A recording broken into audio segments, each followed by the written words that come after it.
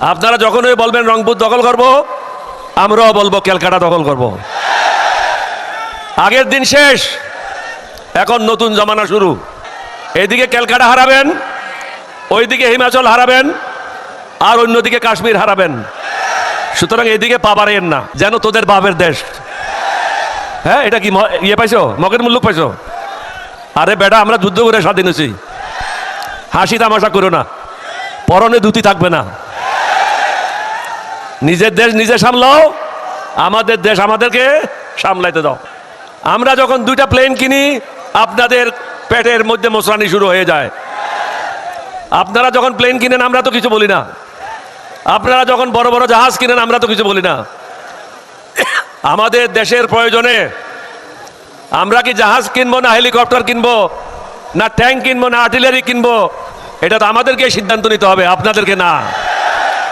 আপনাদের দাসী তো আপনাদের কাছে চলে গেছে, এখন তো দাসী এখানে নাই।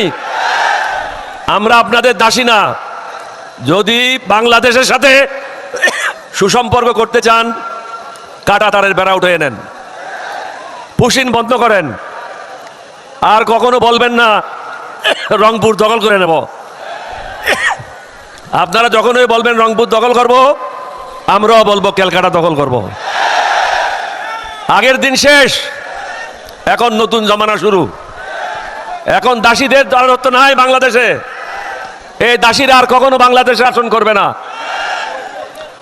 আজকে রংপুরবাসী কি মেসেজ দিচ্ছে পুরো বাংলাদেশকে?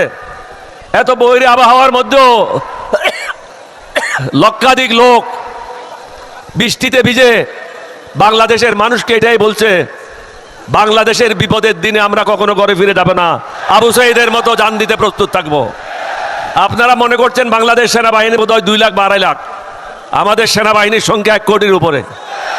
এই যুবকেরা যারা এখানে মাঠে আছে, তারা সবাই বন্দুক হাতে নিয়ে যুদ্ধ করবে। সুতরাং এদিকে ক্যালকাটা হারাবেন, ওইদিকে হিমাচল হারাবেন, আর অন্যদিকে কাশ্মীর হারাবেন। সুতরাং এদিকে পা বাড়াইয়েন না। আপনাদের জন্য ভালো হবে বাংলাদেশের সাথে সুসম্পর্ক করেন। আমরা কখনো বলি নাই আপনাদের বিরুদ্ধে এটা করব, এটা করব, ওইটা করব। আমরা চাই আমরা সুন্দরভাবে আমাদের ঘরটা পরিচালনা করি, এখানে যেন কেউ দাদাগিরি না করে। এই জামাত ইসলাম যারা আজকে নেতৃত্ব দিচ্ছে, তারা তো 2001 সালে বেগম জিয়ার সাথে সরকারে ছিল। তাদের সময় কি আপনাদের বিরুদ্ধে কোনো কাজ করেছে? করে নাই।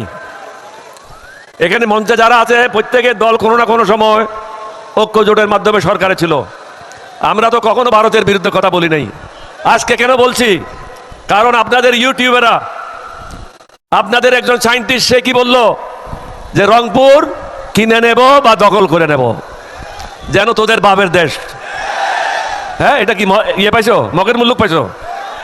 আরে বেটা, আমরা যুদ্ধ করে স্বাধীন হয়েছি, হাসি তামাশা করো না, পরনে ধুতি থাকবে না। নিজের দেশ নিজে সামলাও, আমাদের দেশ আমাদেরকে সামলাইতে দাও। আমরা আজকে এখানে কেন একত্রিত হয়েছি? আমাদের মূল কারণটা কি? জনমত গড়ে তোলার জন্য আমরা ধারে ধারে বিভিন্ন জায়গায় যাচ্ছি। উদ্দেশ্যটা কি? আপনাদের ক্ষমতা আপনাদেরকে ফিরিয়ে দেওয়া। এখানে কোনো মন্ত্রীর জন্য না, কোনো গাড়ির জন্য না, বাড়ির জন্য না। জনগণের ক্ষমতা জনগণকে ফিরিয়ে দিয়ে মানবতার বাংলাদেশ, সুশাসন বাংলাদেশ এবং শান্তি সুখের বাংলাদেশ, যেখানে চাঁদাবাজি থাকবে না, অন্যায় থাকবে না, অবিচার থাকবে না। মানুষ সব নিজে কর্মকাণ্ড নিয়ে সুখে শান্তিতে বসবাস করবে। মাননীয় প্রধানমন্ত্রীকে বলবো, আপনিও এই রংপুরে বলে গিয়েছিলেন, জনগণকে আবেদন করেছিলেন, তারা যেন বিএনপিকেও একটা ভোট দেয় এবং সংস্কারের জন্য একটা ভোট দেয়। এই কথাটা আপনি স্মরণ রাখেন। এটা আপনার মঙ্গলের জন্য এই সংস্কার। আমি বিভিন্ন জায়গায় বলেছি, চারিদিকে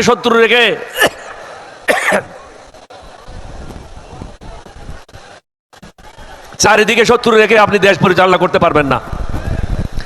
আমি আগেও বলেছি, আমরা তো এখন বিভাগীয় পর্যায়ে করছি, এরপরে জেলা পর্যায়ে হবে, এরপরে একসাথে সমগ্র উপজেলায় হবে, পুরা বাংলাদেশ বন্ধ করে দেওয়া হবে। তখন কোথায় যাবেন? এই পরিস্থিতিতে আমাদেরকে যেতে দিয়েন না। দয়া করে সংসদে বিল এনে সংস্কারগুলি বাস্তবায়ন করেন। আমি খুলনার মিটিংয়েও বলেছি, একটা সংস্কার নিয়ে আপনার সমস্যা আছে। এই সংস্কারটা কি? কোনো ব্যক্তি যদি প্রধানমন্ত্রী হয় তাহলে সে দলীয় প্রধান থাকতে পারবে না। এই বিষয়টা আপনি 11 দলীয় ঐক্যজোটের সাথে বসেন, বসে এটার মীমাংসা করেন আলাপ আলোচনার মাধ্যমে।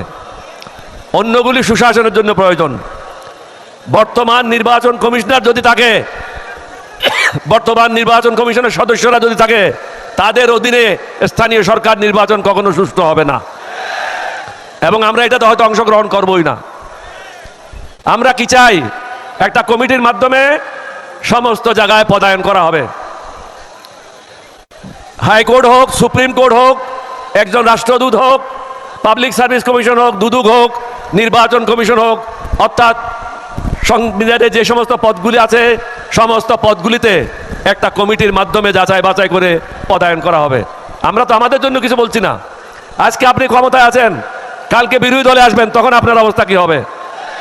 সুতরাং ভেবে চিন্তে কাজ করেন।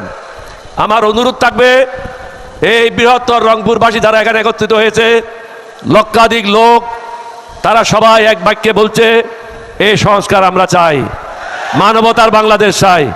আপনারা কি মানবতার বাংলাদেশ চান? সুশাসন চান? একটু হাত তুলে দেখান না, টেলিভিশনে একটু ফটোটা উঠাক, টেলিভিশনে ফটোটা উঠে তারেক রহমান দেখতে পারবে। মানুষ কি চায় তাকে দেখতে হবে। আপনাদের সবাইকে ধন্যবাদ।